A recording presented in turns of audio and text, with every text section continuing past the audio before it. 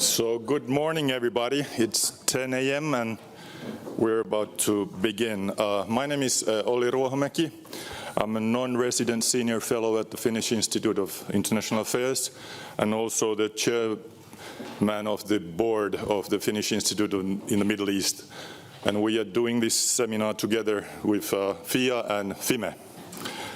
So I'm the MC and the moderator for this morning. And without further ado, I would like to welcome Ambassador Klaus Korhonen to say the opening words. He's the ambassador for policy planning at the Ministry for Foreign Affairs of Finland, and he's also a chairman of the board of the Finnish Institute of International Affairs. And he was our ambassador to NATO from 2019 to 2023, the very critical years when Finland was putting the application to join NATO. And he has also served as an ambassador for arms control and has worked in different capacities in the MFA since 1987. Ambassador Klaus, I would like you to come to the podium. And after that, I will also introduce now our guest speaker, Silvia Colombo, who is a researcher and a faculty advisor in the research division of NATO Defense College in Rome. She's also an associate fellow at the International Affairs Institute, where she previously acted as the head of the Mediterranean and the Middle East program. Her research work focuses on contemporary politics in the Middle East and North Africa region, the European Union and US foreign policy towards and their role in conflicts in the Middle East, as well as their implications for NATO. Among her research interests, there are also the relations between the EU, NATO and the countries of the Gulf Cooperation Council. She holds a PhD in comparative politics from the Scuola Normale Superiore of Pisa and a master's degree in Near and Middle Eastern Studies from the School of Oriental and African Studies in London. So without further ado, Klaus, the floor is yours, and then after your opening words, Silvia will take the podium. Over to you.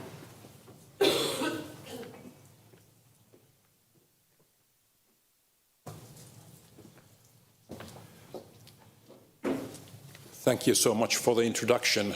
As Olli said, I'm here in a way with two hats, one from the Foreign Ministry and one from FIIA. But Olli, as you can see, has three hats because he's also chair of the board of FIME, so maybe this is Finland and World of Finnish Middle East experts. Ambassadors, ladies and gentlemen, dear friends, it's really a particular pleasure to welcome you all, also on my behalf, to this event of the Finnish Institute of International Affairs. It all started from a simple idea last year and very initial discussions. I'm grateful to my friend Ambassador Maria Serenius for first taking up the question whether NATO and the Middle East is a topic that we should pay more attention to in Finland. And it turned out that many of you were thinking about the same thing. I want to thank colleagues in FIIA and the Finnish Institute in the Middle East, FIME, National Defense University, Finnish Defense Forces and others, and last but not least also colleagues in my own organization, the Finnish Ministry of Foreign Affairs, for very fruitful discussions in the preparations.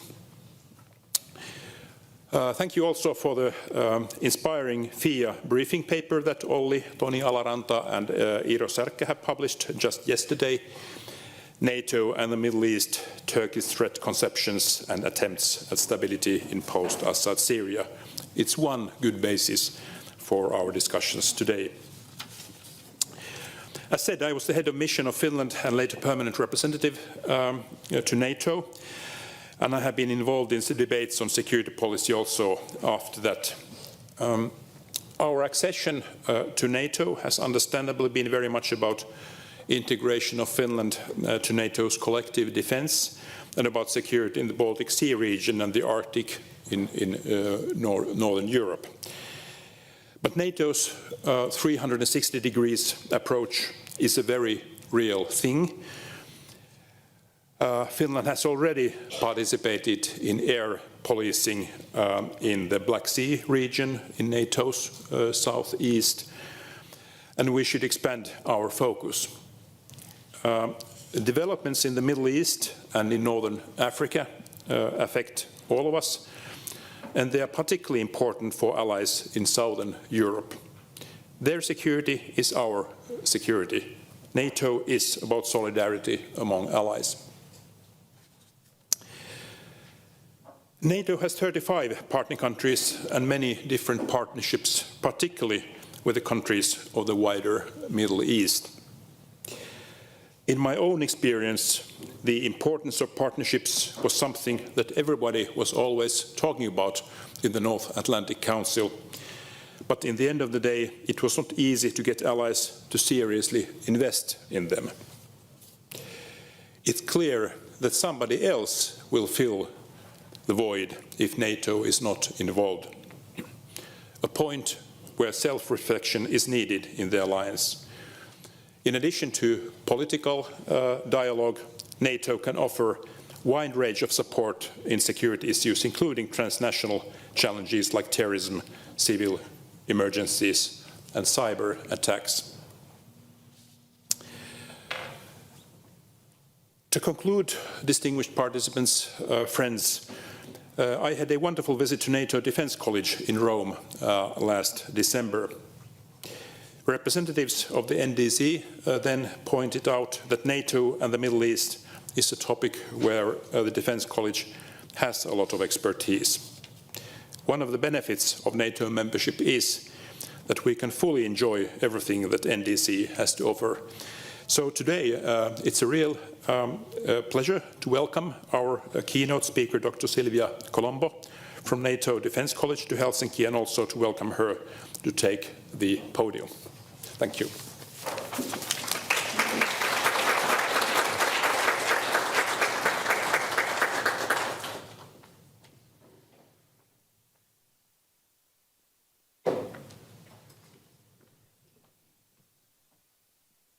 Grab my notes. Please. Sorry.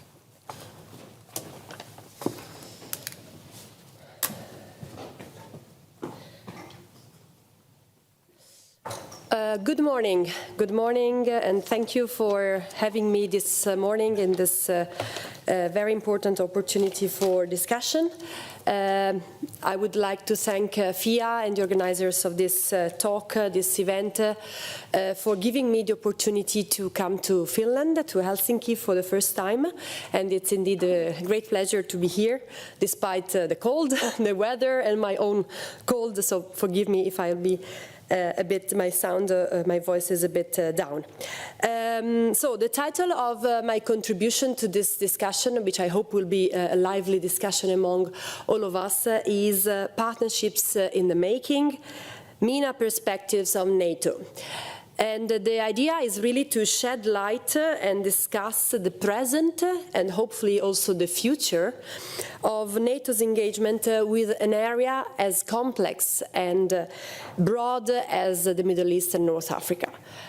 So I come from, I've been trained in Middle Eastern geopolitics and comparative politics, and I happen to sit in many discussions among NATO partners, particularly those that happen in the NATO Defense College, and who attend, from course members who attend our courses. And I'm pleased to offer you some ideas that also try to take stock of these perspectives, because I think that if we, as NATO, want to initiate and have a solid and sound reflection on NATO's role in the Middle East and North Africa, we really need to be humble enough to be listening more to what our partners say. So to do that, I need to start a bit from the beginning and shed light on how this engagement and how this existing partnerships framework have come about. And in this kind of sort of part talking about the past, I want to offer three main points. The basic idea is NATO's engagement with the South, the Middle East, the wider Middle East, the southern neighborhood, you can call it as you prefer, is not something new. I mean, it has developed with NATO's history from the very beginning. It's always been there. It's been there since NATO's inception, but it's been there particularly since the first NATO's alliance, including Greece and Turkey in 1952. And the southern flank, starting from that period, has contributed really to shaping NATO's identity, mission and activities in many different ways. I will mention three main ways in which NATO's has been intertwined, let's say, with the wider Middle East, with the southern flank, the south, and that's it. First, the first way in which this has happened is because NATO has had to broaden its geographic scope of interest from a very narrowly defined vision towards its own south, i.e. the new countries of the southern Europe and Turkey, to something, a geopolitical reality that extends beyond NATO's borders. And this has happened because starting from the 60s and then 70s, NATO and NATO members have become directly involved in many of the geopolitical and geostrategic competitions happening in this area. Just to give you an example, today when we talk about NATO's south, this is an area that stretches a very big set of regions, starting from the western part of North Africa and the Sahel, Mauritania, up to the Gulf, and including also Afghanistan. It also includes Southern Europe. And so it's an area that it's very vast. It's an area that, despite NATO's attempts to develop narrowly focused and tailor-made approaches, still is sometimes treated as a non-differentiated entity and unity, which is something that should raise our attention when we talk about NATO's partnerships, for example, vis-à-vis the Mediterranean dialogue countries, the countries that go from Mauritania to Israel and Jordan. This includes too wide an area to be able to kind of develop a multilateral framework as a whole. The second point, the second contribution of NATO's south to NATO, let's say, as a whole, has been the broadening of the understanding of security threats. If we look at the Middle East and North Africa today, and as rightly spelled in 2022's NATO strategic concept, the region is characterized by conflicts, of course, by the presence of terrorism, but also by several economic, societal crises that have to do with the natural disasters, uncontrolled migration, demographic stress, political crisis, climate change related problems, and so on and so forth. So it's an area where we have a multiplicity of crises, and NATO has had to be aware of that, to deal with that, particularly trying to foster cooperation with other organizations, for example, the European Union or other NATO bodies, or another international bodies such as the UN. And the question is NATO well equipped? Is NATO demonstrated to be equipped enough in its toolkit to deal with this crisis? I would argue that the very realization and acknowledgement of the fact that security issues have also a kind of a human nature. So human security, issues of resilience, women, peace and security have entered NATO's agenda, mainly thanks to its engagement with the South. Is already a step forward. And the last point whereby the South, the Middle East, has called into question NATO's, let's say, identity and mission has been the very notion of out-of-area and in-area norm, the norm of out-of-area operations, missions and activities. You are all aware of the pendulum of NATO going beyond its borders, trying to remain meaningful during the 90s and the early 2000s, in particular with the missions and operations in the Balkans, in Afghanistan, of course, and how this has always created a lot of tensions inside the alliance. And the case of Libya, for example, of 2011 is a textbook case whereby NATO has tried to project its influence under the projecting stability kind of framework to find itself deeply divided and in shambles when it comes to the way in which it has seen it's been perceived from outside. And so the pendulum then has swung back towards a more, let's say, inward-looking, European-focused kind of defense of core tasks. 2021, with the withdrawal from Afghanistan, has meant the peak of this kind of out-of-area, denial of out-of-area operations. And today, the point about crisis management, what to do with crisis management, is a serious one, because the Middle East and North Africa and its manifold crises call into question the extent to which NATO is willing, is politically willing and able to be present there where it would be mostly needed. So in this kind of a historical evolution from the 50s onwards, we see that the reality of NATO's identity and mission and activities have been deeply intertwined with the South. But at present, where do we stand today? I think some of the key challenges have been clearly spelled out in the latest briefing paper on NATO and the Middle East that was just published yesterday. And the paper really captured, in a nutshell, two key points. First and foremost, today NATO's engagement with the South is structured around the partnerships. So NATO's engagement is not happening in a sort of vacuum, but it follows a clear bureaucratic process that looks at non-NATO entities as partners. So you have to be a partner, let's say, to do something with NATO, which, when it comes to the Middle East and North Africa, is already quite problematic. We have the Mediterranean Dialogue, launched in 1994, that targets 7 countries from Mauritania all the way to Israel and Jordan. You can understand how, given the complexity of the political situation in the region, this framework has not delivered what it wanted, particularly in terms of intra-regional cooperation. And then we have the Istanbul Cooperation Initiative that, despite the name, targets the Gulf region.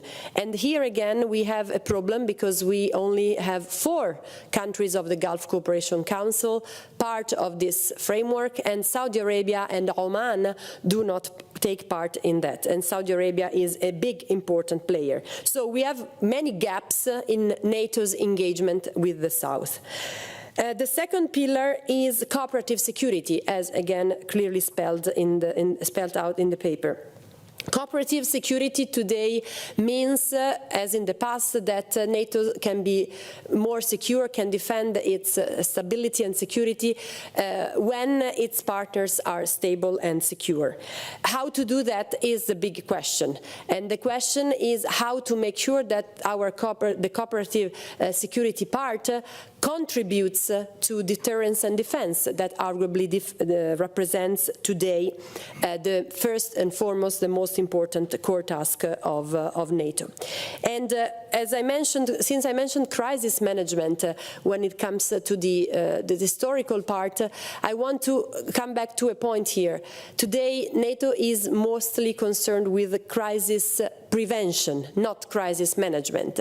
We see this addition to the NATO strategic concept, and again, this is something that relates a lot to the Middle East and North Africa.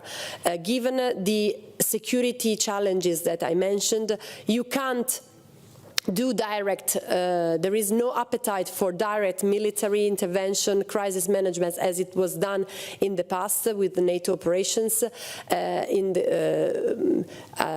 according to the latest example in Afghanistan. But we have more an idea of building resilience from within the societies and the states in order to avoid the spillover effects and the escalation of a crisis. These are the two pillars of NATO's engagement with the South, Middle East and North Africa today. I would argue that we can identify three main shortcomings, and this is again based on the perspectives on the Middle East and North African countries themselves. I attended recently candid discussions and workshops in which I would say for the very first time I could see a clear line of thought coming out from many Middle East and North African interlocutors about what they would like to see from NATO. NATO has tried to reach out. Last year, in 2024, the new Southern Neighborhood Action Plan was launched in the Washington Summit, which represents the new, let's say, overarching framework for all political dialogue, security assistance, tailor-made cooperation vis-à-vis the South by NATO. Now, after almost 1 year, it's time for assessment. And the existing perceptions and misperceptions that are also mentioned in the paper represent one of the key stumbling blocks. But where do these misperceptions come from? It's not just a question of Libya, the fact that Libya was not rebuilt and that NATO left a country in total destruction. There is a much more profound sense of non-acknowledgement of some key realities on the ground. And here I will mention three main shortcomings and will try to offer some solutions or some ways to overcome this based on the, again, points of view and the perspectives from the MENA. First of all, there is the point about the why. So why is NATO's engagement with the South important? And this goes back to the geopolitical challenges this region is confronted with. So these geopolitical realities, of course, tend to project an image of the Middle East and North Africa as prone to terrorism, so terrorism as the first threat coming from the region, the second biggest threat for NATO, as spelled out in the 2022 security strategic concept. But it's not just like it's not just that. It's not just a question of terrorism, the jihadi terrorism and its effects on the stability of Europe. It's a question of competition, global competition, and the presence, the active presence of NATO's adversaries and competitors in the region.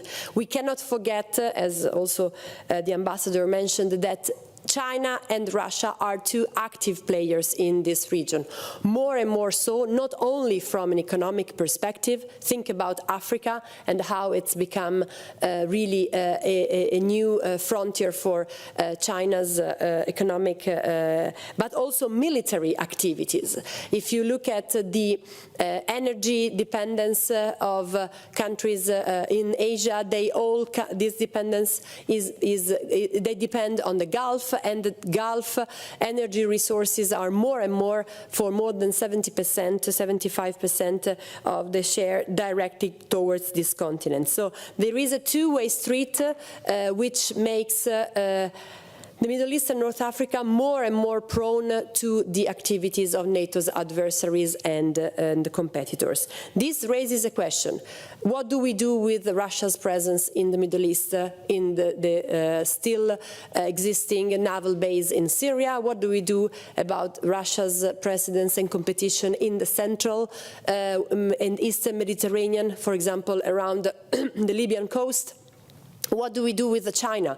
Is it a partner, or is it going to become an adversary also on this terrain? These are all questions that I think keep the relevance of the Middle East and North Africa very high for NATO's agenda, not only for the southern European countries, not only for the southern European NATO allies. Let me be very open in that. I come from Rome, I come from Italy, and of course I don't need to convince my fellow citizens that NATO's role in the south is key also to fulfill our national interests. But I would say that this goes much beyond national interests per se of individual member states, individual allies, but it goes for NATO in general. And then still regarding the why, the geopolitical challenges, we have to be aware that geopolitics in the Middle East and North Africa has changed dramatically in the past few years. I could spend hours talking to you about how we have gone from a period of very open competition and conflict around, let's say, 2019 and early 2020 to a period of compromise, mediation, negotiation, pragmatic cooperation, and multi-alignment, which is something that all the countries in the region, particularly in the Gulf, that has become the new center of gravity of the Middle East, are seeking actively. This goes in the direction of China, as I mentioned, but this also goes in the direction of Iran, for example. Open dialogue with Iran is possible, and it's happening in front of our eyes.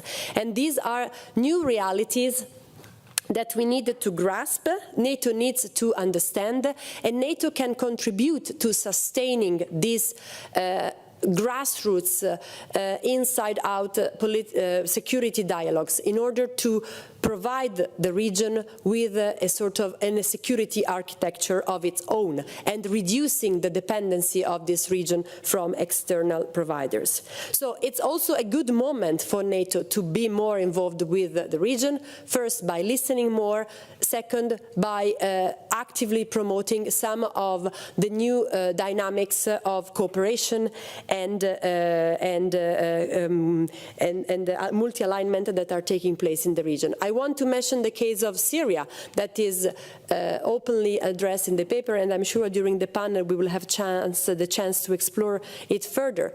This offers a great momentum.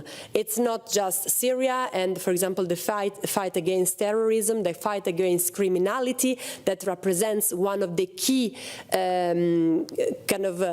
ingredients for the future stability and the transition of the country, but also, for example, think about Lebanon. Lebanon that was directly let's say, caught in the middle of crossfire due to the events in the Levant between Israel and Gaza. It was destroyed. It suffered from a prolonged economic and political crisis, and now it's starting little by little to get back to its feet. Lebanon needs to be sustained. There is a direct request by the Lebanese armed forces for training and for support, and this is something NATO could consider doing. Of course, it's a sensitive topic, and I'm coming to discuss this in a moment. So this is the why. I hope you can understand why it is important for NATO to be and remain and step up its engagement with this region. The second point, the second shortcoming and possibly way forward concerns the what. What are we talking about when we say engagement? And this has to do with political divergences. Let's be very open about that. Of course, there is in all NATO's documents related to the South a lot of talk about mutual interest, local ownership as basic principles for engagement, but we also know very well that NATO has gone from a demand-driven approach to an interest-driven approach. It's not anymore the point about what the partners want in order to feel more secure, it's more where do our interests sit. And of course, an interest-driven approach means defining these interests. Who defines these interests? Whose interests are we taking care of? And here we have to be very realistic. Reality check and expectations management are very important.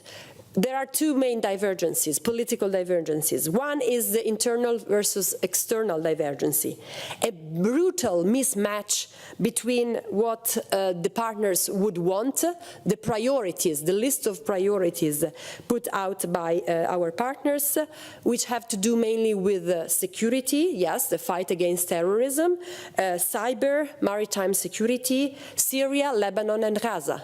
These are the three main topics that pop up in their kind of agenda when they speak collectively or individually in different fora on every occasions. And these priorities clearly do not align with NATO's priorities in the region. We shy away from these issues. This is the big elephant in the room. Gaza and Iran are not discussed at NATO. There is this idea that there is no role for NATO in Gaza, despite some proposals for an international humanitarian force that could also see NATO involved in one way or another. We can ask the question, are NATO and Gaza just regional security problems or are they global security problems? And depending on the answer we will give to this question, we should be able to act accordingly. And I would say that the answer is, of course, these are global security problems, which in one way or another will shape international security for many years to come, as they have already done in the past. This is the first divergence, the mismatch between the internal and the external list of priorities. But let's be clear, there is also a very strong intra-NATO political divergence. You know the benefit of consensus.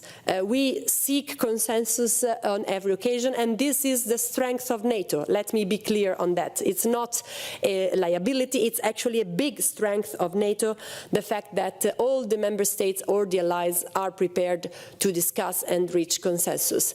This, however, has a drawback, and the drawback is, of course, minimum common denominator decisions, inaction, bureaucratic procedures instead of political willingness and the courage. No tough political discussions. I mean, I don't need to open your eyes in front of the fact that for the past, I would say, 12 or even more months, political discussions about NATO's role in the Middle East was completely blocked because of what was happening and in the region itself, and because of the different standpoints by the member states, by the allies on that.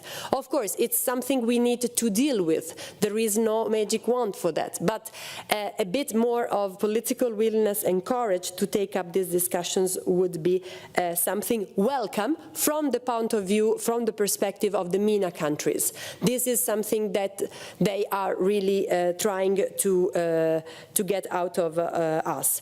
And what they say is that NATO is trapped in a Cold War mentality. I don't know whether this is true or not. It's a very big sentence, but if you look at the map, if you look where NATO is putting all or most of its resources, that's of course probably the case as seen from the other side of the Mediterranean.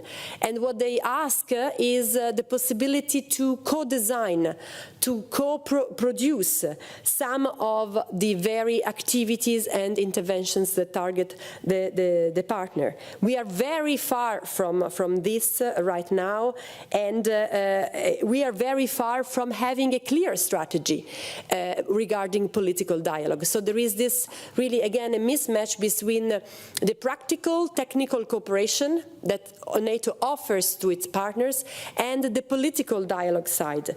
It's something that we are not doing enough, despite the fact that we as NATO are a political military alliance, and this political dialogue is a very important component of our, should be a very important component of our presence and on the international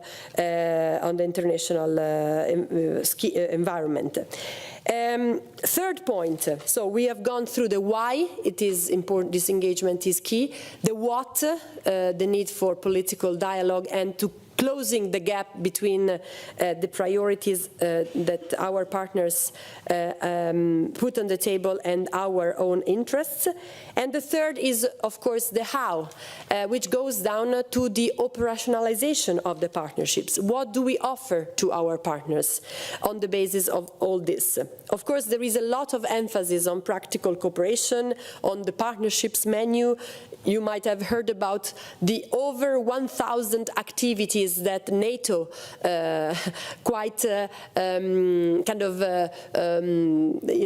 offers to its partners. There is the full spectrum from defense capacity building packages, the so-called ITPPs, individually tailored partnership priorities that are offered to the most advanced partners. For example, now we have Jordan and I think Tunisia benefiting from a sort of fully fledged individually tailored package. Interoperability for some partners, this is quite important, but not for everybody. Trainings, including mobile training teams, joint exercises, participation in operations to gain a practical experience. Intelligence sharing, this is something the partners would like to see more. Of course, it's very problematic. But in its many bits and pieces, this is part of NATO's operational approach to the partners. We have two problems here. One is the lack of absorption capacity by the partners themselves. We are flooding them with requirements, opportunities, offers for contribution, but we know very well that from a practical standpoint, they lack the capacity to absorb and to make full use of what we can offer to them. I've been recently exposed to Saudi Arabia, which is not a NATO partner, and it's an entirely different chapter, and we can talk about that if you wish in the Q&A, and the extent to which not NATO, but member of individual allies are advising Saudi Arabia, are contributing to the restructuring of the defense sector of Saudi Arabia, which is a country that has, I think, something like the fourth or the fifth biggest defense level of defense expenditures compared to GDP. So it's a very important, prominent defense player. And the level in which Saudi Arabia is able to absorb and really adapt, transform by using this template of put forth by some external mentees is really, really is really, really limited. So there is a problem with the absorption capacity of these countries. There is a problem with the risk of duplication and redundancy, because many of these activities are offered by different NATO agencies with no communication or no coordination among them, notwithstanding also the contribution by other organizations such as the UN or the EU, with which NATO kind of still strives to coordinate. This is the first weakness regarding the how. The second weakness is, of course, the whole question about whether this toolbox is fit for purpose. The problem is that if we don't identify a clear strategy, going back to the what, it will be difficult to devise our toolkit. The good news here is that the SNAP, which I mentioned, the Southern Neighbourhood Action Plan that was launched in July last year, provides more flexibility, provides the opportunity to have a more agile, less bureaucratic cooperation, also to discuss, for example, security political issues with non-NATO entities, i.e. with countries that are not yet NATO partners. There is also the possibility, and what's something that the partners would like to see more, the promotion of intra-regional cooperation. So not just individually tailored bilateral partnerships, but also the possibility for the partners, of course, depending on the geopolitical realities which I described and alluded to at the beginning, to have a more integrated approach vis-à-vis NATO. So not NATO approaching its individual Mediterranean dialogue partner on its own, but for example in the ICI, the 4 Gulf Cooperation Council partners are increasingly integrated, are trying to coordinate on the defense sector, in the economic sector, and so there is an opportunity really to promote this intra-regional cooperation. And finally, the good point, or the point that should be reinforced, is the investment in public diplomacy campaigns. Because as the briefing paper clearly identifies as a key shortcoming, NATO suffers from these misperceptions. And there is a very important and immediate need to change these perceptions, to work hand in hand with the public opinions in the region, not just with the elites, to better explain what NATO is all about. So, in conclusion, I think after having discussed all this, I still think that the glass is half full. And I go back to the point about the opportunities offered by the new geopolitical realities, the momentum that the region is going through. So it's an opportunity for NATO itself, first and foremost, more than for the partners, to adapt. The history of NATO is intertwined with the South. It's an opportunity to further progress after more than 75 years of history. It's an opportunity not to be missed. And this is to remain or to regain the relevance in a region that, in my view, is clearly strategic, clearly complex and pivotal for NATO as a whole. I thank you for that, and I look forward to discussing all this with you. Thank you.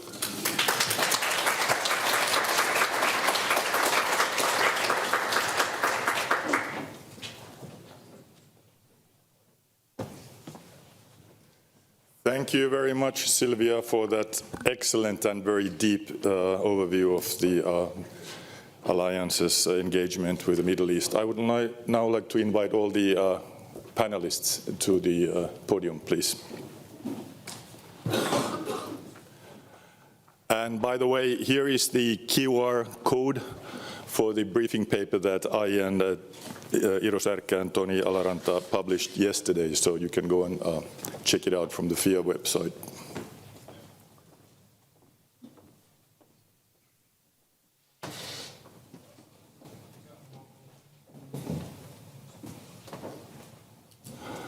So great. We're now going to proceed for a panel discussion, and then we'll then proceed to a Q&A, and with the Q&A I will then invite Silvia to the podium in due course. But let's begin. Iro, Toni and I wrote in the paper that was published yesterday that with the wars in Ukraine and Gaza and the potential growing instability in Syria, NATO has struggled to formulate a coherent position in the Middle East and to build a cohesive network of partners in the region. As the stakes rise and Europe becomes more invested both economically and militarily in building the Euro-Atlantic defense, the alliance should not neglect reflect the opportunity to further develop its cooperative security agenda in the Middle East. And we wrote that in this context, Turkey, or Turkey, NATO's only member state in the region, can act as a link between the alliance and the Middle East.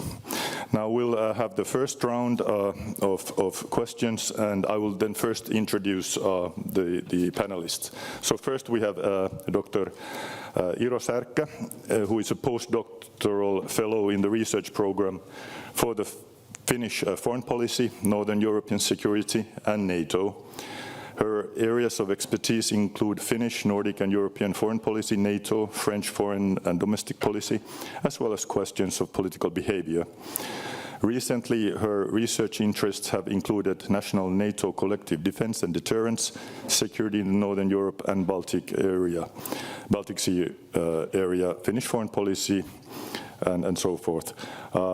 She has worked as a senior advisor at the University of Helsinki and also a researcher and special advisor in the Finnish Defence Forces, and also as a visiting lecturer at the National Defence University of Finland.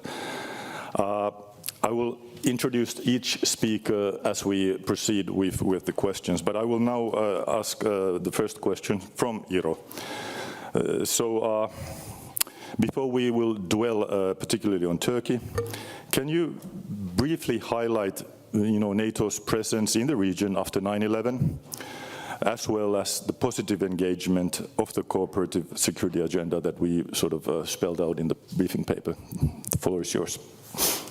Thank you, Olli, and Your Excellencies, ladies and gentlemen. Really an honor to be speaking in this expert panel. I've got a cold as well, so I hope my voice will last for the next 5 minutes. As Olli highlighted, I'm primarily an expert on hardcore deterrence and defense issues and Finland's role, especially in the High North. And somebody might wonder why on earth is she sitting in a panel with Middle East now? Well, I have a personal interest. I lived in the area, in the region, for quite a few years. So I think this is something that we should not forget while we're so focused here in Finland, thinking of the deterrence and defense of the High North area, the Baltic Sea area. And I think it's kind of ironic that 20 years ago I was actually sitting in this very same room and attending maybe an event by FIIA where it was focusing on crisis management and the war and terrorism.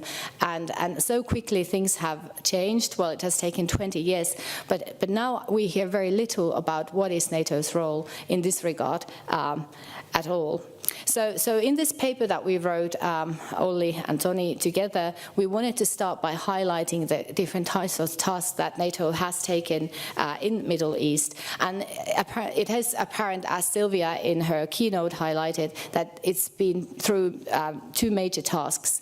Crisis prevention, which is actually a new add-on, like Silvia highlighted, to NATO's core task portfolio and management, and then the cooperative security agenda. So I thought that I will say a few words about NATO's institutional engagement at the moment, adding on what has been already previously said. So if we look at the different kinds of operations that NATO has been active with in the Middle East, there are numerous, but obviously we first think of the NATO-led ISAF mission that was later renamed the Resolute Support in Afghanistan. But there's also been 2 training missions in Iraq, Operation Unified Protector in Libya, Operation Ocean Shield in the Gulf of Aden, and Counter-Terrorism Operation Active Endeavour in the Mediterranean region, which is, by the way, an Article 5 operation, and later succeeded by Operation Sea Guardian. Then also, NATO has supported the global coalition against ISIS, mainly through the deployment of AVAX planes. And all of this was basically coined around the term out-of-area operations, like we highlight in the paper, and also trying to project stability in the Middle Eastern region in a fight against terrorism. Now, obviously, we can be really critical, and that's what we argue in the paper as well, that in many ways NATO failed in the region. But then on the other hand, I would like to argue that also NATO succeeded in many ways. I mean, think about if NATO hadn't been present in all of these countries countries and areas, what would have happened?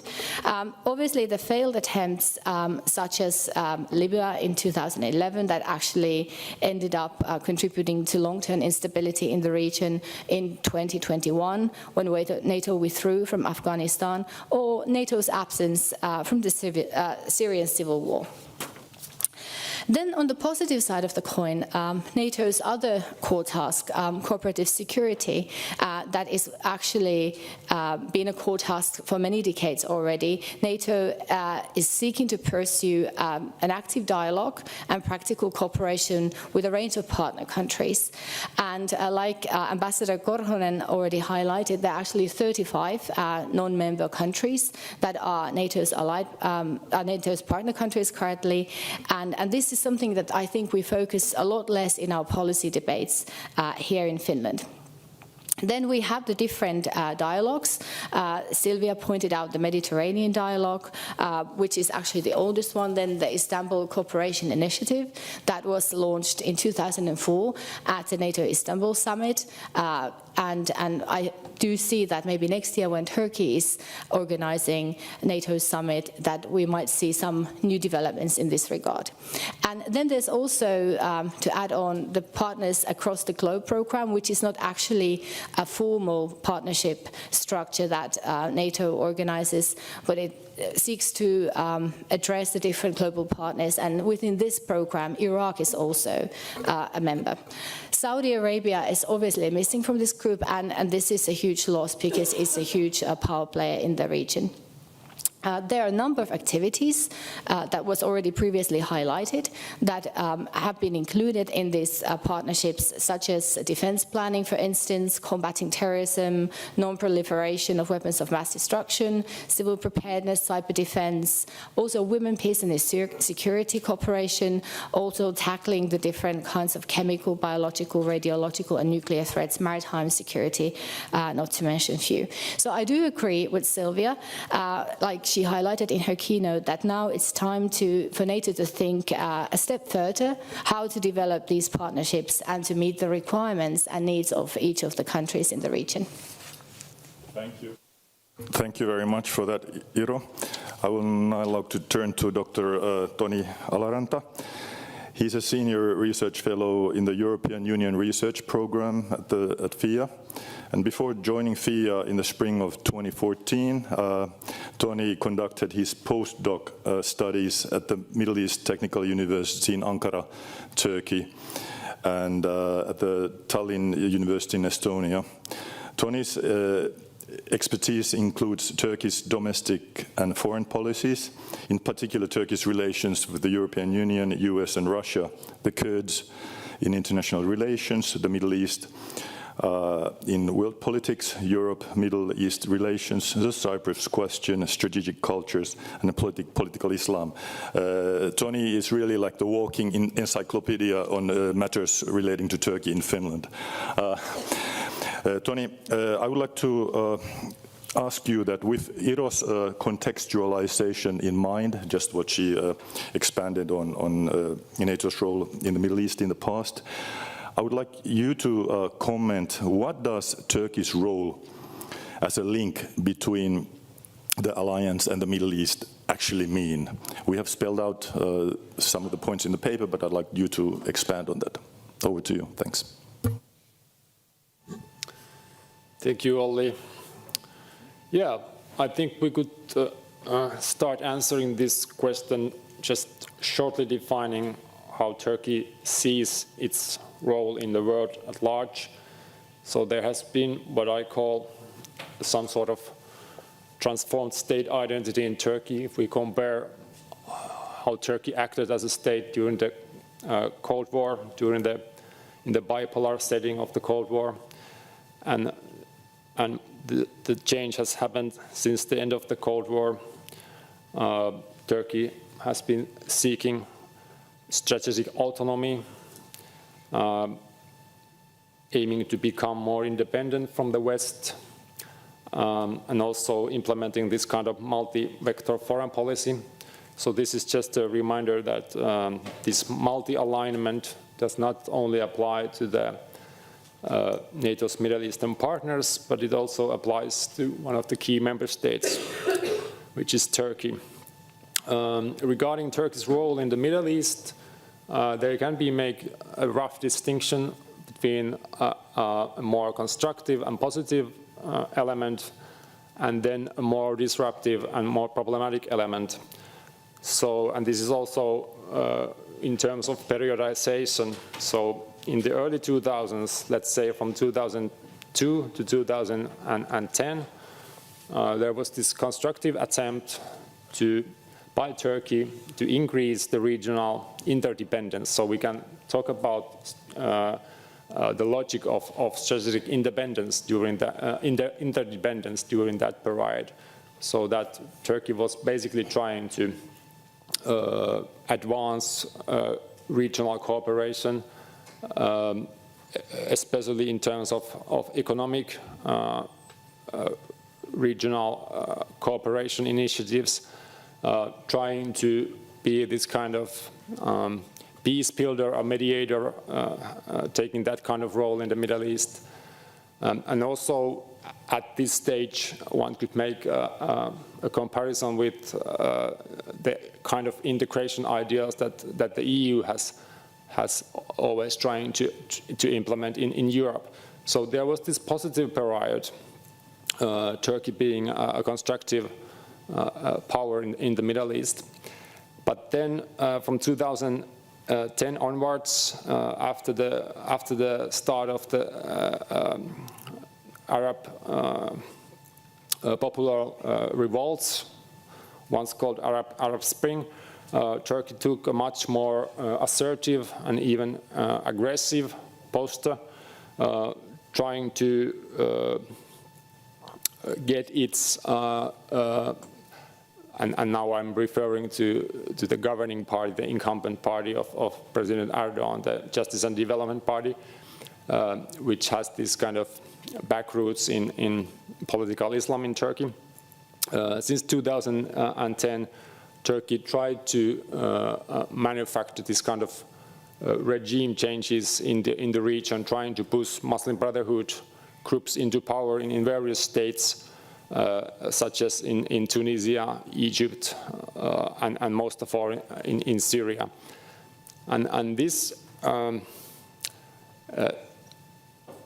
led to the situation that Turkey had or became very problematic actor in terms of the other major players in the region, especially United Arab Emirates, Saudi Arabia, Egypt, that all consider the Muslim Brotherhood as an terrorist and extremist organization. And Turkey then also get very actively involved in the Middle East, in Syria, especially arming various Islamist factions.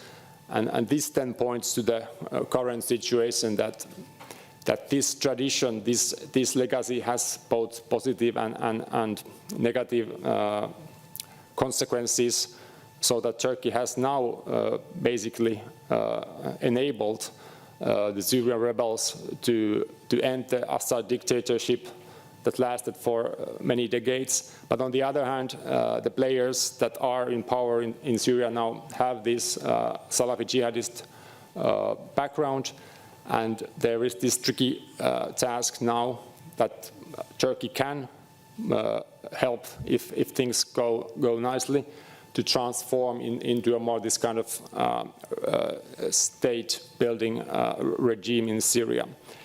So these are just a quick look on the last 10 years and what expectations we could have at the present moment regarding Turkey's role in this particular conflict, but also in wider terms.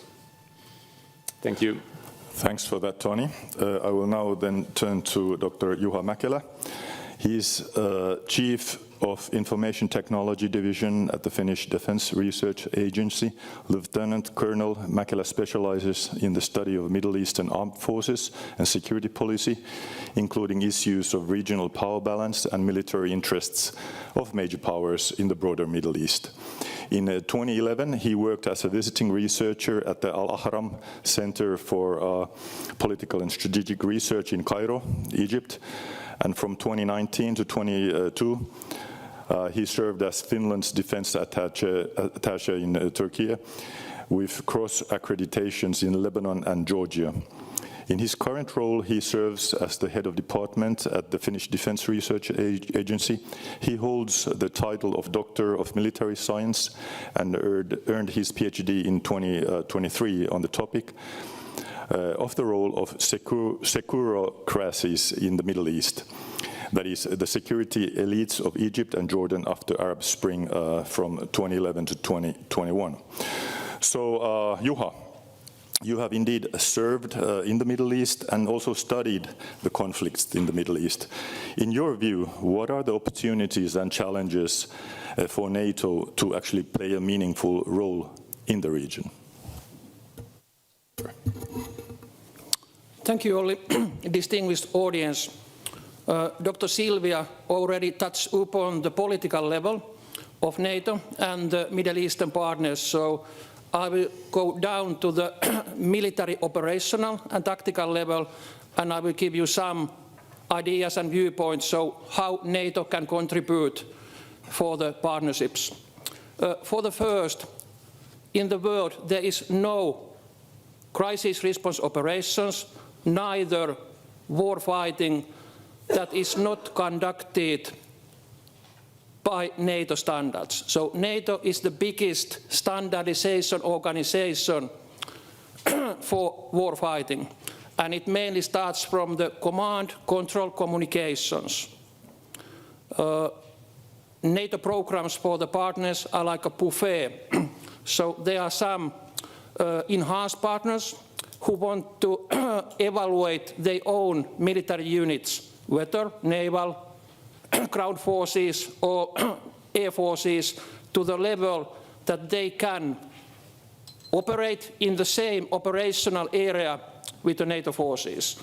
And for these purposes, NATO have the evaluation process that includes all three services, so ground forces, naval and air forces. I go back before Finland's NATO membership.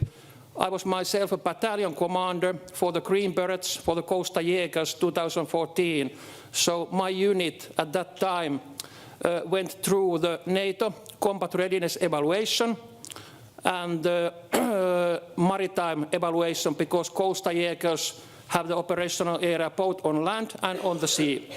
And in practical, so when you pass the evaluation, the NATO headquarters, operational headquarters, and the NATO countries know that this unit can operate in the same area. They have enough English language skills that they can maintain the situational awareness. They can communicate in radios, etc. So that is one option, and I see this as a win-win situation. And capabilities come with the exercises, so joint exercises with NATO and with NATO partners. The win-win also from that point of view that unfortunately Middle East has been the region where armed conflicts have started prior. So though NATO is not itself involved in all these crises, but it can get lessons learned information and intel. How is the war waged in the conflict areas? And you all know that NATO has enlarged its own scope, so we are not talking anymore just a conventional warfare. We are talking about the comprehensive threats, the hybrid influencing, missile defense, cyber. So all these lessons learned can be things that NATO countries can benefit, and on the other hand, NATO has capabilities to coach and mentor their partners to do this. So I see more opportunities than challenges. However, I will raise up a couple of challenges, mainly at the political level. So to my mind, NATO operations or cooperation with the partners, colonial past of some NATO members, it's not anymore an issue. But maybe from the European perspective, we should realize how the balance of power, the regional balance of power has changed. The rise of the BRICS countries, the global south. So it has made that no one organization like NATO, no one superpower can have a monopoly on the strategic partnership. So in the Gulf, we have to be ready for that it is a competitive situation. And our partners might want to have a Western security, but they might have a trade relations with China, with Russia. So it's a competitive situation, and we need to be ready that there are other great powers involved in this partnership. And it might limit, to my mind, at least how long we can go to share intelligence with some partners if we know that they are also cooperating with China and Russia. Thank you. Thank you for that, Juha. Now I will turn to Dr. Susanne Dahlgren, who works as the director of the Finnish Institute in the Middle East in Beirut, and she has worked there since June of 23. She's also an adjunct professor at the University of Helsinki and has studied social anthropology at the University of Edinburgh, the London School of Economics and University of Helsinki. Her research has focused on Yemen and its social dynamics, movements and state building. She has also studied Islamic law and written on legal practice in the Middle East. Susanne, you have a lot of experience conducting research and living and working in different countries in the Middle East. Now you're in Lebanon.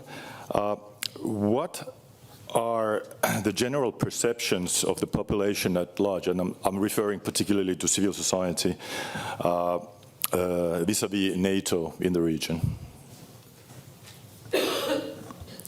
Thank you, Olli, and I'm pleased to be here. Since I came to Finland, I got this allergic hay flu, so excuse me. Well, in Lebanon and in traveling in different countries in the Middle East, you meet people. The man in the street is extremely critical towards Europeans and telling us that we have sort of lost our moral position in the eyes of the Arab people. I would say that the reputation of Europeans is the worst now since very, very long time.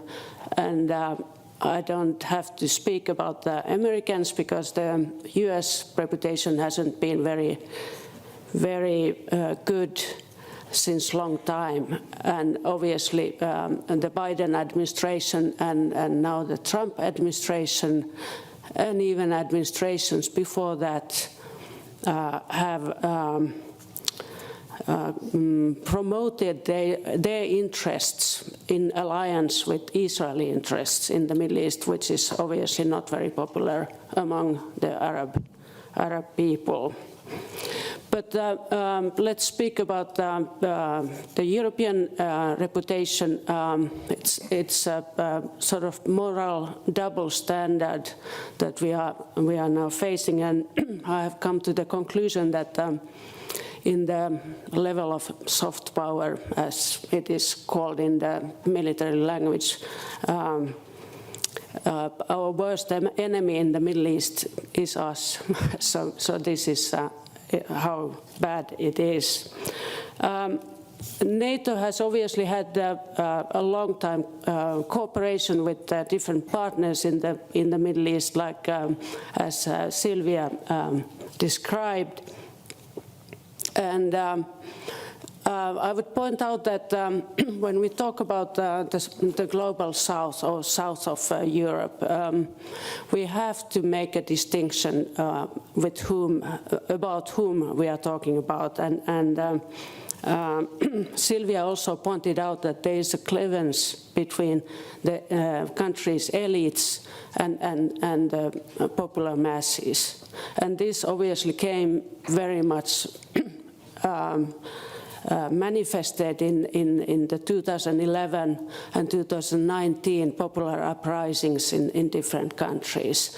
So what I'm saying is that when creating these partnerships with different countries that these days are quite sort of authoritarian, we are talking about new authoritarianism that spread in the Arab world after 2011 uprisings, because they were basically crushed in most countries.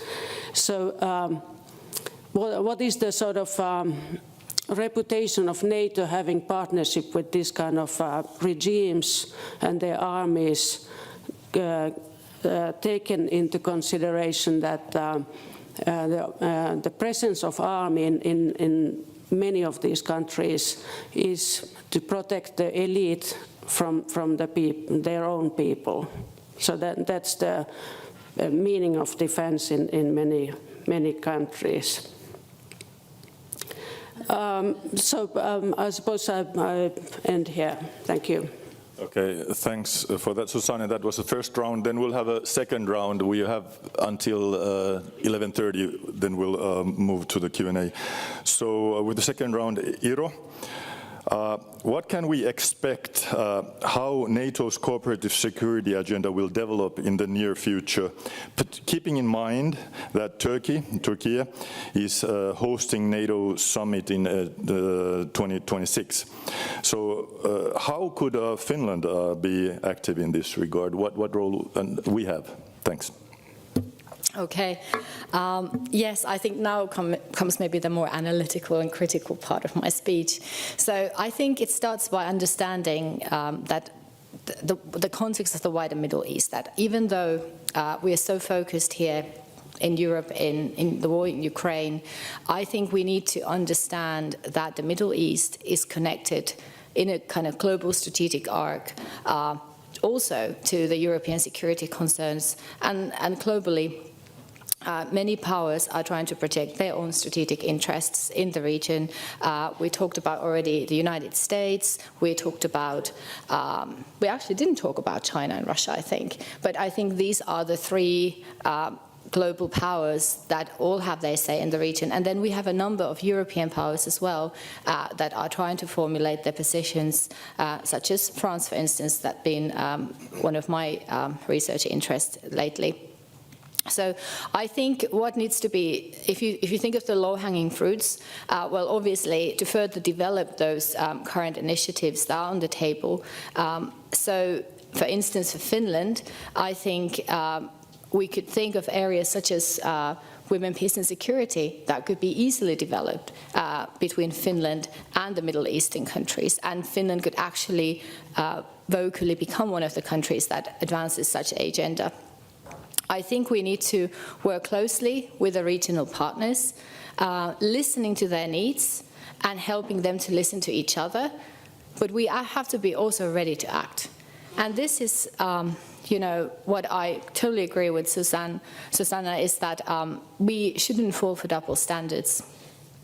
And while we condemn Russia's war in Ukraine, while we have to stay firm against any form of terrorism and condemn what Hamas has done in the region and attacked and taking hostages from Israel very clearly, we cannot ignore the fact at the same time that Israel is not respecting international law in Gaza. And I think if you just follow the news in the last few weeks and just reading Helsingin Sanomat, for instance, today, I think it has become more vocal that something needs to be done and acted. The EU former High Representative Joseph Borrell was actually interviewed by a British news outlet a few weeks ago.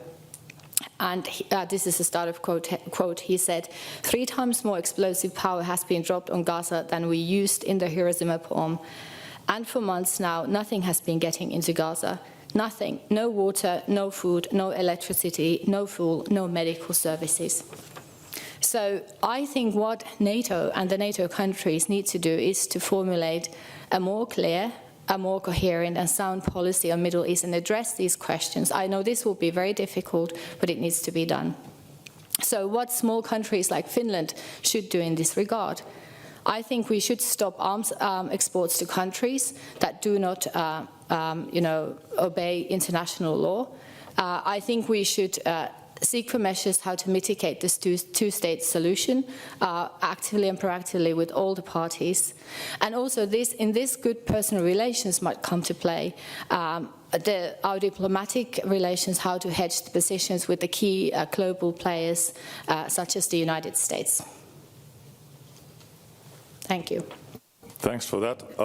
Tony, I turn to you now.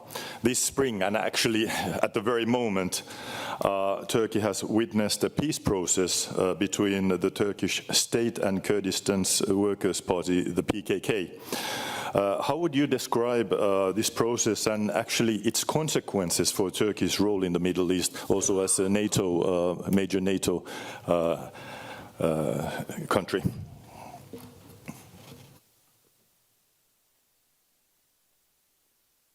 Thank you.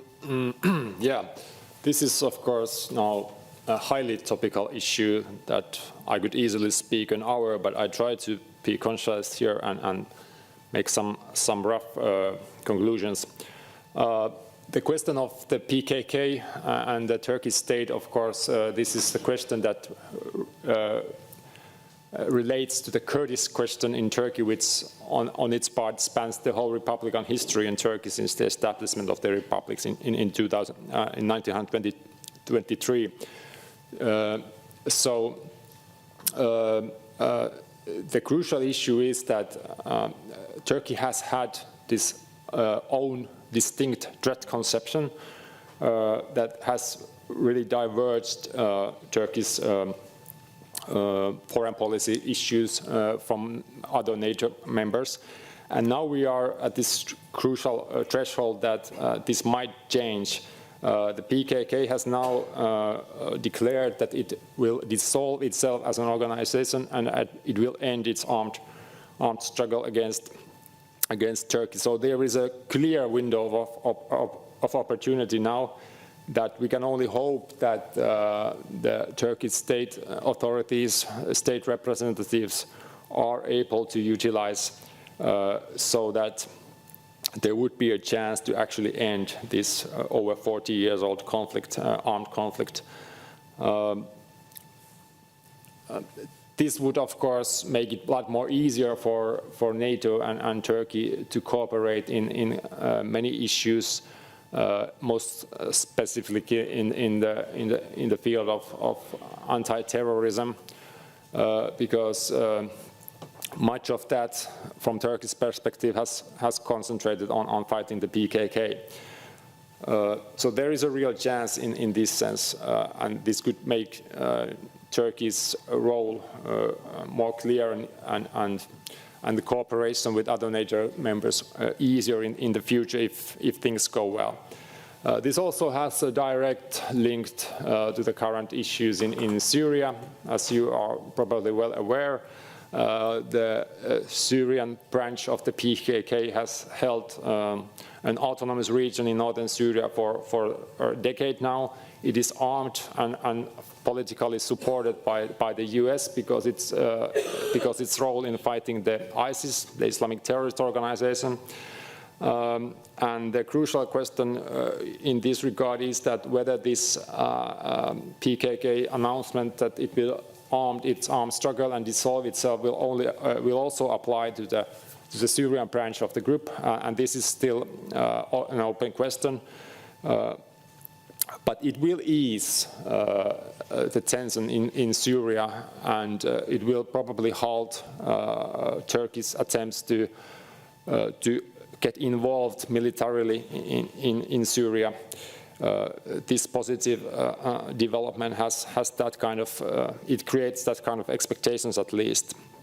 But we must also acknowledge that the whole process since the October last year, when this was initiated by President Erdogan's partner, Devlet Bahçeli from the highly nationalist party, the process has been extremely murky. The citizens, normal citizens, know very little about it, and there are these crucial questions that need to be addressed in the coming months. How is the disarming technically, practically implemented? Whether there will be some sort of general amnesty to the guerrillas who would need to be integrated to the Turkish society. What will happen to the leading cadre that is now in the Kandil Mountains in Iraq? All these sort of questions, and of course all this happens at the moment when when Erdogan's government is being highly repressive against other opposition, the Turkish secularist opposition.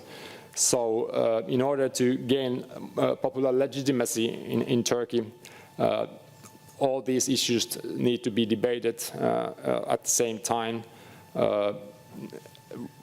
There is this bad feeling among many people in Turkey that the PKK leadership and Erdogan regime are making some sort of deals between themselves.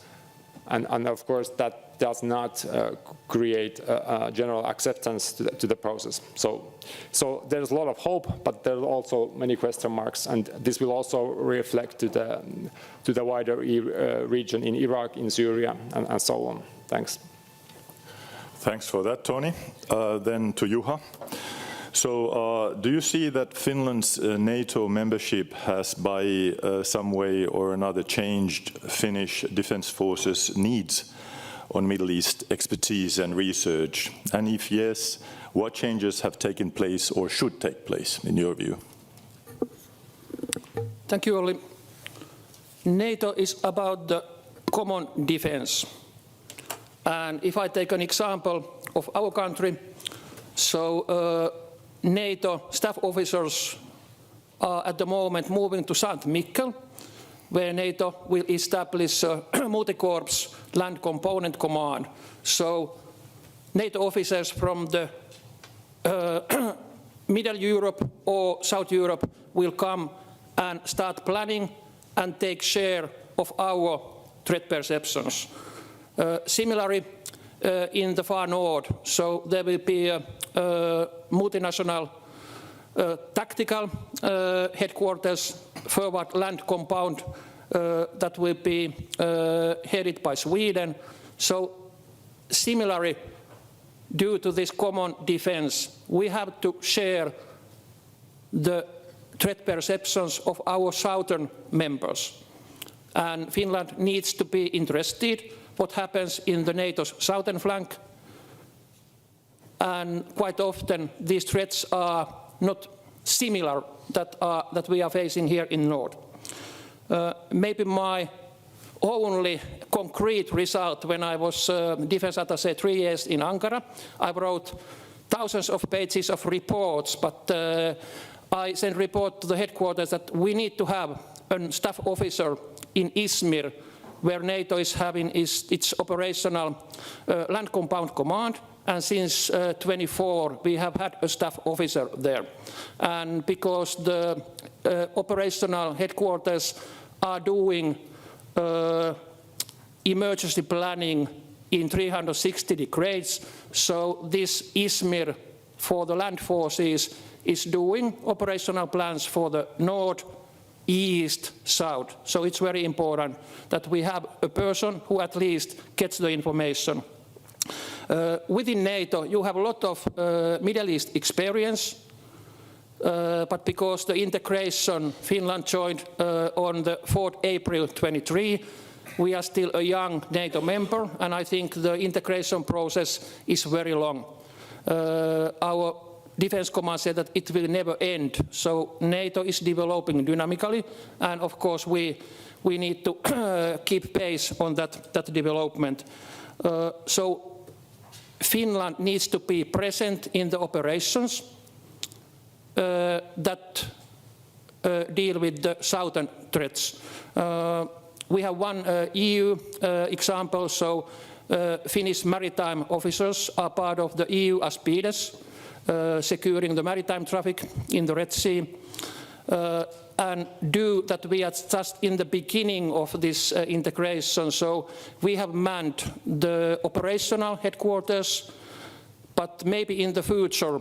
So I look forward to Dr. Silvia. Maybe we get the Finnish researchers to the NATO Defense College, and maybe to the Joint Forces Command Naples, that is taking care of the southern and the Middle East issues. So I see that it will be coming, inshallah.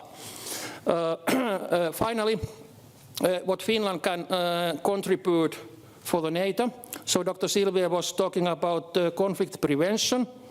And well, if the things go worse, so at some stage in the future, there might be a crisis management operation. So Finland has very good experience, experienced soldiers, long experience of the peacekeeping, for example, in the UNIFIL in Lebanon.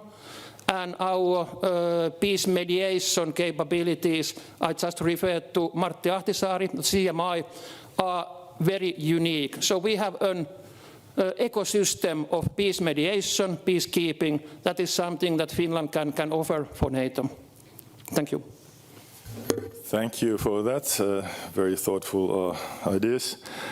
Susanne, last question to you. It's a very broad one.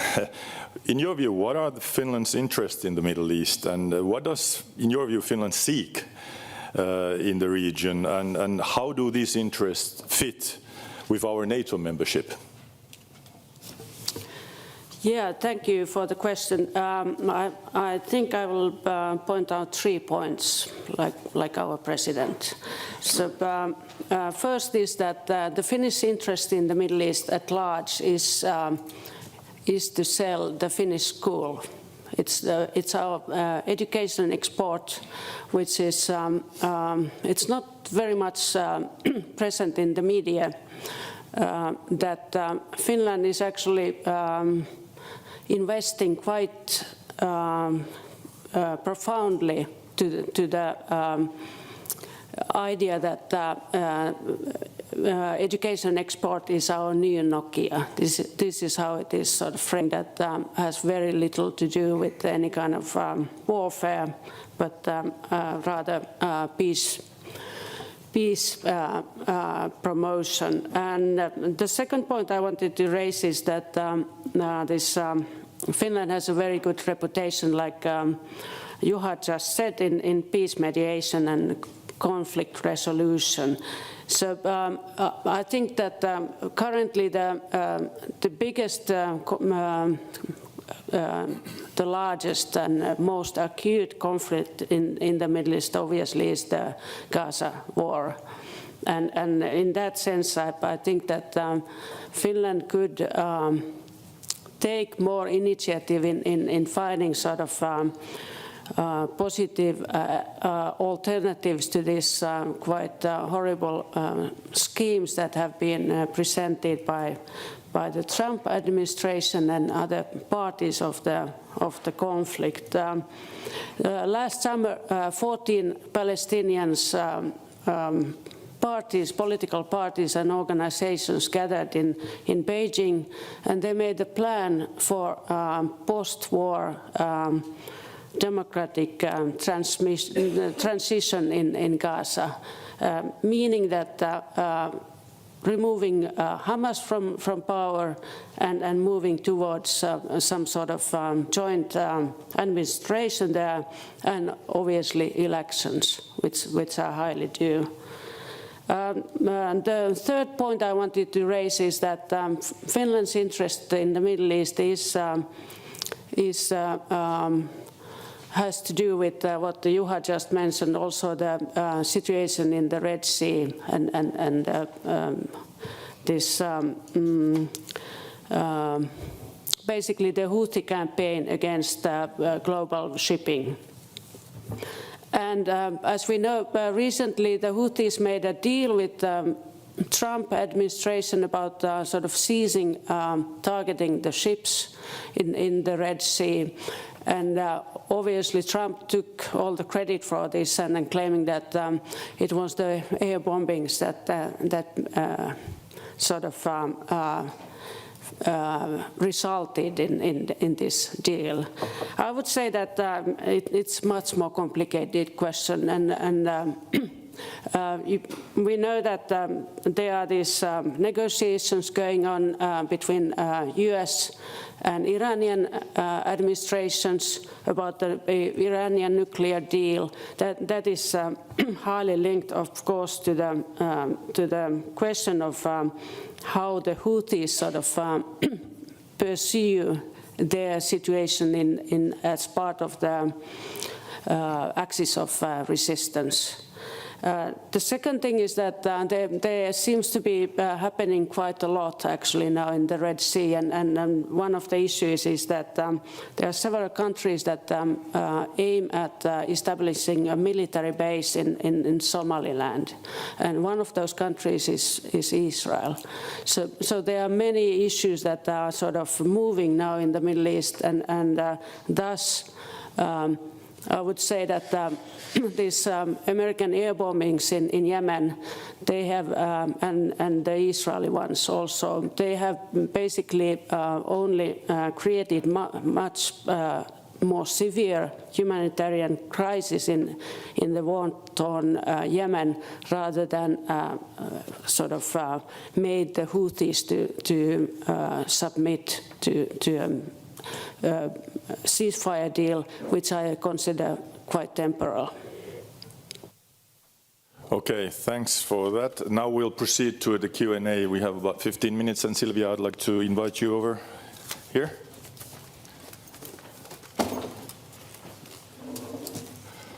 So I open the floor now for Q&A, and please identify yourself with question or comments. Floor is, please. And please, either if you have a question to a particular person or the whole panel, so please identify that. Thanks. Thank you so much. I'm the ambassador of Greece, Natalia Karagiorgou. It's really refreshing to see so much knowledge here in Finland about the area. Thank you so much for organizing this, and thank you for the paper published yesterday. I remain with a question. What would have been the suitable leverage to the provisional government of Syria in order to work with NATO, with the West?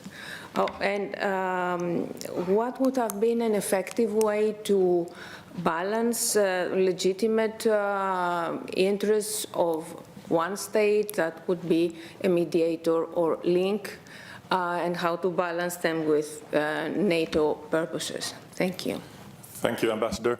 So basically, what would have been the leverage to work with the emerging government in Syria? So any colleagues, please, who wants to take this one?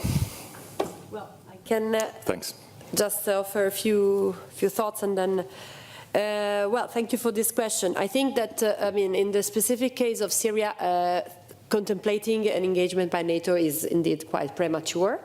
However, when it comes to the international community at large, we see a lot of engagement. The European leaders, I mean, now Trump's announcement, and I think that going back to the point I made, these new geopolitical realities and the activism shown by some countries in the region, particularly the Gulf states, of course, also Turkey is one of the interests of Turkey in Syria. It's something that we as NATO can sustain. I mean, Syria needs basically everything. It needs to stabilize, starting from the economic sphere. It needs the government needs to be able to pay its apparatus. It needs also to, get some inputs and support in order to devise a transition process that takes into account the need to reconcile different communities, and needs to rebuild the economy, as I said, from an economy of war towards something that is more sustainable.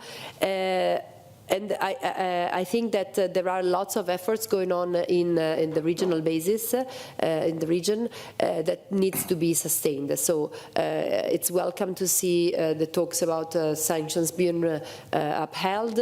It's welcome to see transfer of knowledge and also engagement with the Syrian civil society. I think that the NATO countries can also do their bits when it comes to, for example, when the time is ripe, lend a hand to the Syrian new authorities to rebuild its structure. Let's not forget that Syria's defense sector has been totally obliterated, most recently not only due to the years of war, but also especially now recently with some attacks on its southern border, and so there is a lot to be done. And the fact that Syria needs so much and it's reaching out proactively towards its partners, not only in the region but also externally, is a good sign of its willingness to change, its willingness to really open a new chapter in its history. Thanks. Thanks for that, Silvia. Would other panelists want to chip in? Juha?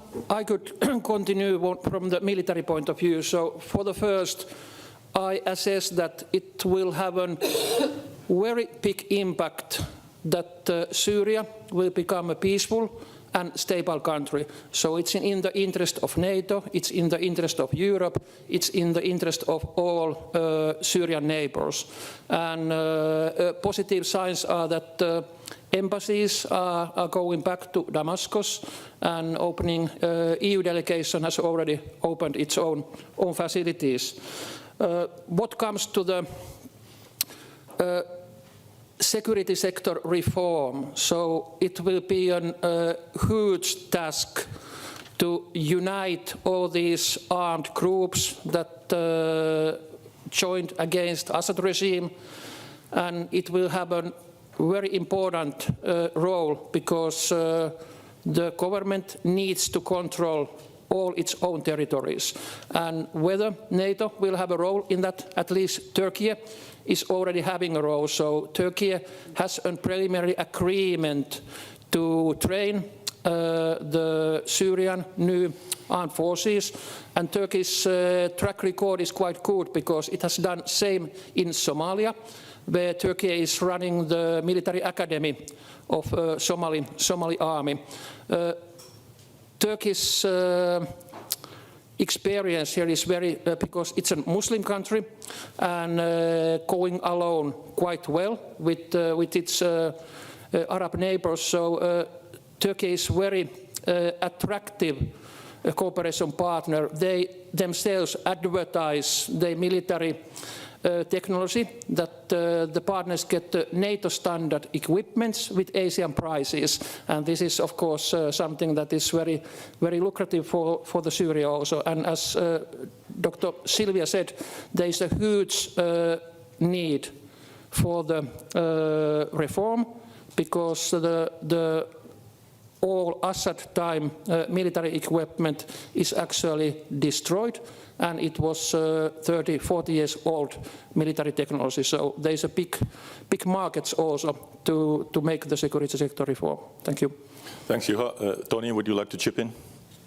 Yeah, just a few comments. I mostly agree what Silvia and Juha have just described the situation in Syria.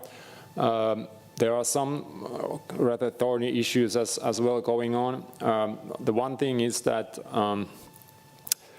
Turkey, of course, also has a little bit of negative, has had a little bit of negative impact in the conflict. It has armed and funded, together with Qatar, the so-called Syrian National Army Forces. And these have been very unruly forces, and in the research, the areas governed by these proxy factions has been described as not very in positive manner. So nobody at the moment still knows that whether these groups are actually fully integrated in the new government forces or not. What we do know is that there are still several of these foreign jihadist fighters in the country. They have even been given official positions in the army and in the government structures. This is a worrying sign, and hopefully Turkey, when it tries to achieve stability in Syria, it will try to pressurize the new Syrian government on this issue as well. Then there is another thorny issue, is that although many refugees have been moving back to Syria since the fall of Assad, there is also around 100,000 people fleeing the country towards Lebanon, and these are mostly, I guess, Alawite and other minority people who feel uncomfortable under the new rulers. So this is just to describe that the issue is very, very tricky, and the situation is very tricky for some time to come, probably. But I also agree that Turkey can play a positive role and try to build new security architecture, educate police forces, and so on. But we also need to remember that while Turkey tries to see a road ahead to a Damascus-led stability and government there, Israel at the moment is actually doing the exact opposite, trying to induce the the forces that do not necessarily want to see a strong central government in Damascus, and also Israel is expanding its military outposts in the south. So obviously we are not anywhere near of a smooth transition yet, but of course that might still happen even from the current situation. Thanks. Thanks. I have now on my list two ambassadors, Ambassador Maria Serenius, our former ambassador to Turkey, and then Ambassador Pia Rantala-Engberg. So please be succinct.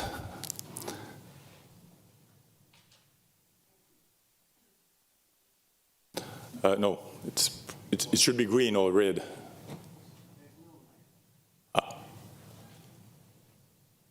Okay. Fine, thank you.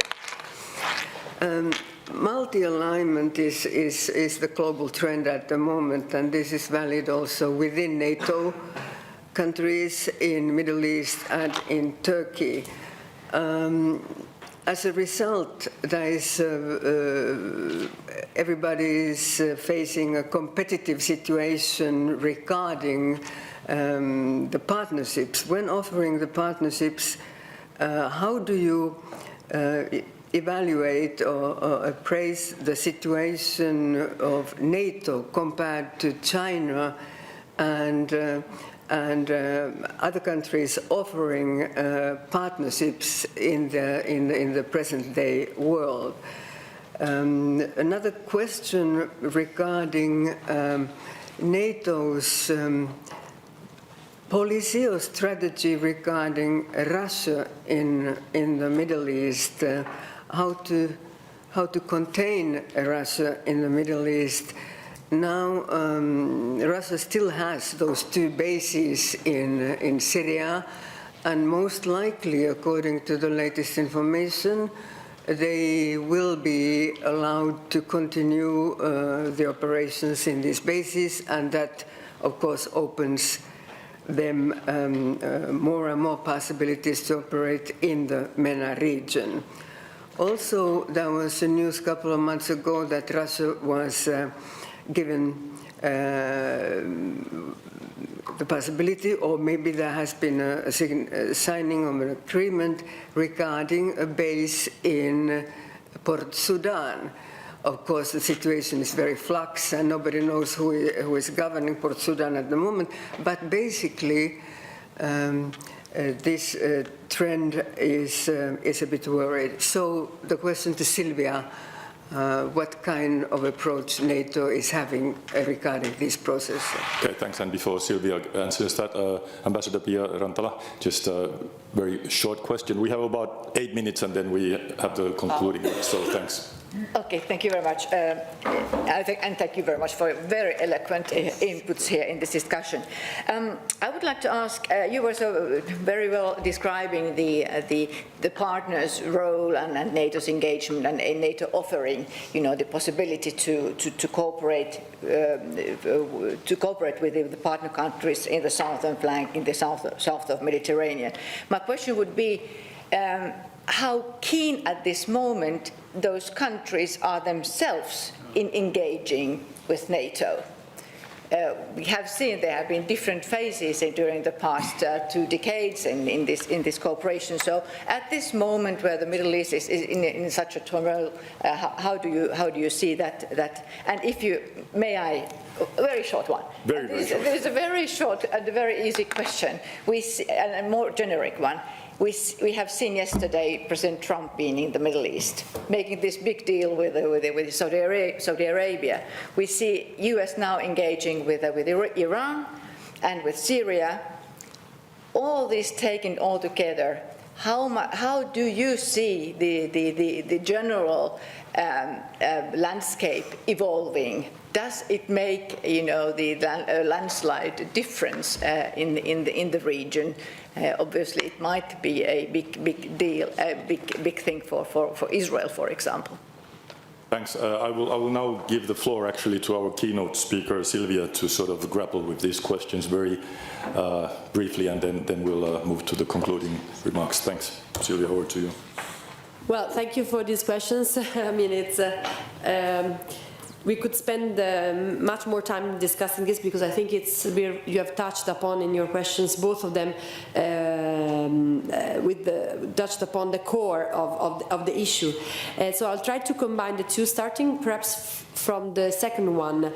I mean, the geopolitical realities in the region are indeed shifting very quickly. What you just alluded to, Trump, Saudi Arabia deal, something that I think a few months ago would have been unthinkable. I mean, indeed, Saudi Arabia was quite happy that Trump won the elections in the US, but based also on the previous trend in bilateral Saudi-US relations, we were not expecting such a breakthrough so quickly and so big in terms of both size and visibility. This is first and foremost a clear message also to Israel, in the sense that Saudi Arabia is at the forefront of a bloc of countries, not only including Arab countries but also European ones, that is leading the conversation on the future of Palestine. I mean, it's calling openly for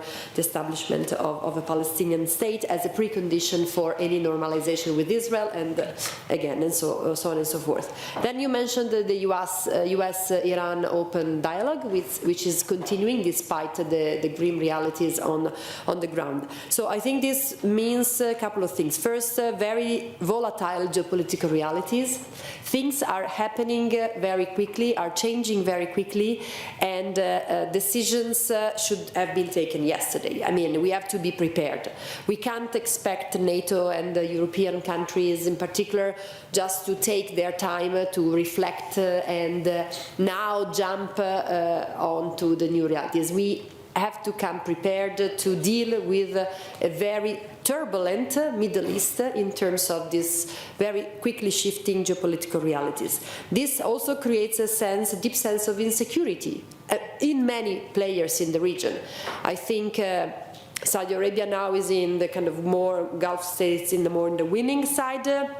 kind of feeling more proactively engaged and that its interests are kind of catered. But think about Iran, the self-perception of Iran in the region is shifting. Think about Israel, that until a few months ago thought it could be well in the position of shaping the new realities of the region. This is not I mean, I think this will change again dramatically all over again, but this is to say that we need to be prepared to this, and we need to take decisions that not only take into account these shifting realities as they are now, but also try to look ahead and what is coming. And the only answer to me is being proactive, being there where it is needed. We cannot expect our partners to wait for us for so long when they direly need assistance, they need political support, they need diplomatic support. I'm very glad that all of the panelists laid out clearly, for example, the contribution of Finland to NATO, the contribution of peacemaking made by Finland, because these are not tiny things, these are important things that we can start and we can continue, you can continue doing right now. I mean, having such conversations, peacemaking, I mean, these are things that should be put on the table right now, not waiting for something to come in the future, because we will find another reality few months down the road. And let me connect this to this point about what NATO can offer to the region compared to our strategic competitors or adversaries. But I mean, it's clear that China is looked at from the region as mostly an economic partner, but a very important one, a partner that comes with no strings attached, that offers what it says, let's say, I mean, pledges, economic deals, infrastructure. I mean, all is done in a very quick and agile way, something that is not the case when it comes to European counterparts or NATO more in general, NATO countries more in general. They are, I mean, I think that talking about, for example, the Gulf partners, the GCC countries, they are looking at China as a future partner also in other dossiers, are opening, you know, important discussions in the telecommunication sectors. In the military sector, they are acquiring, you know, Chinese drones and so on and so forth. So it's a booming market, it's a booming cooperation, but they are still testing the ground, and they are, it's quite a new venture for them. They would be, of course, very happy to continue the cooperation with us, and they have in place a number of important deals and assets exchanges in the military sector with in their restructuring of the defense sector. But the problem is that there is a mismatch between I mean, what kind of message we are embedding into this cooperation. And what I mean is that if the cooperation is just to serve, meant to serve pragmatic purposes, okay, business to business, that's one thing. But when this cooperation is embedded in a bigger geopolitical and political discourse, then this is a big problem. I would suggest really to keep these things separate, because these countries need to have a political conversation with us on sensitive issues, but this should not come as strings attached to our business model, let's say, because otherwise China and other players, I cannot but mention also India, will overtake us. Very quickly on NATO's containment strategy in the Middle East vis-à-vis Russia. I mean, this is, I mean, I think that it's more in the rhetoric than in the practical aspect. Russia is I mean, we were betting on the fact that, for example, Russia would be too busy with Ukraine and that would have let some of its engagement in the region, but it's actually the other way around. Russia is repositioning a lot in Africa, building, as you mentioned, new bases, supporting militias here and there, competing with China. So one key option, which I don't think NATO has been doing proactively enough, is to try to drive China and Russia apart in the region, in many of these countries. We know that they don't necessarily share the same agenda, but we need to be more present there. We need to be physically involved with these countries. There is a lot of talk about sub-Saharan Africa, about the Sahel as the new frontier, you know, also for NATO. Western Africa as a key terrain to stabilize Africa, also fight against terrorism, but we are not there yet. We don't have such a presence, and we don't know the physical and concrete realities on the ground enough. So keep alerted about Russia's presence there, but not doing enough to counter that for the moment, I'm afraid. Thank you. Thank you so much. I mean, we have had really a rich debate, and it really speaks volumes to the complexities of the greater Middle East region. And I'm really personally also very happy that we have had this seminar, and we look forward to continue in similar vein. I now invite Dr. Hiski Haukkala, who is the director of FIIA, to give the closing remarks. Before joining FIIA, he worked as a professor of international relations at Tampere University, and he has also served as a Secretary General and Chief of the Cabinet of the Finnish President. And he's the author of numerous books on international relations. Over to you, Hiski.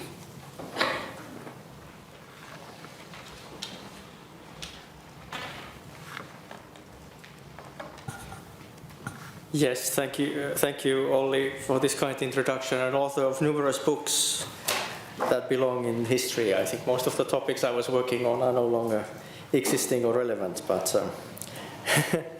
but they are still available in the libraries next to you.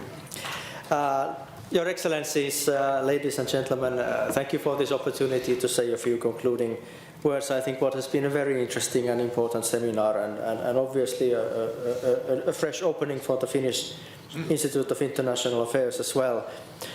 I don't intend to summarize anything. I think it was a very rich discussion indeed. I would just like to make one point that perhaps could act as a sort of a concluding sentiment and also some kind of a mission statement for us going forward.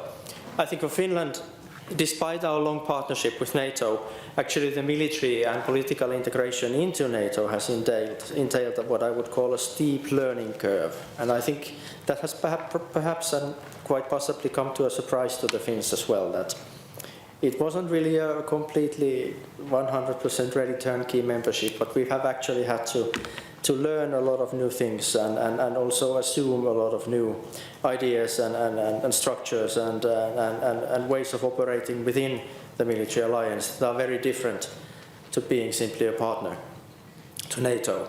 And one reflection is the emergence of new vocabulary. So we are now talking here in Finland as well about deterrence and defense.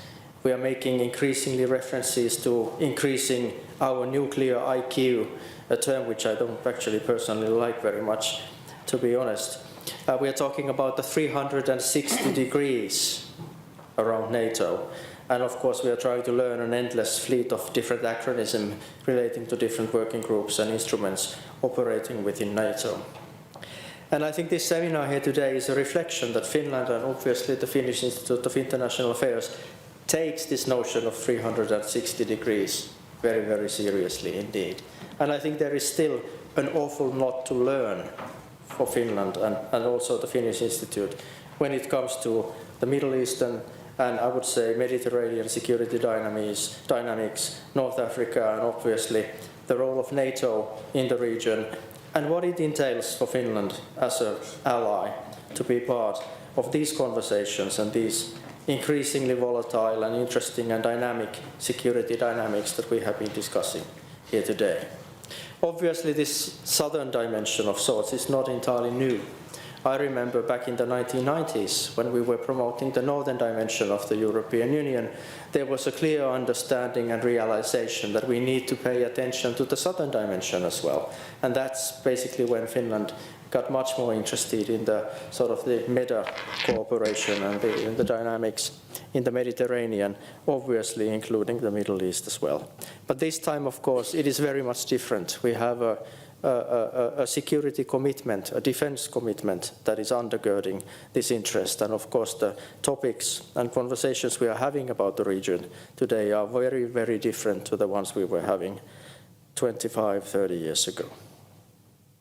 So with these words, I would like to close this seminar, but before doing so, I would like to take the opportunity to say a few words of thanks.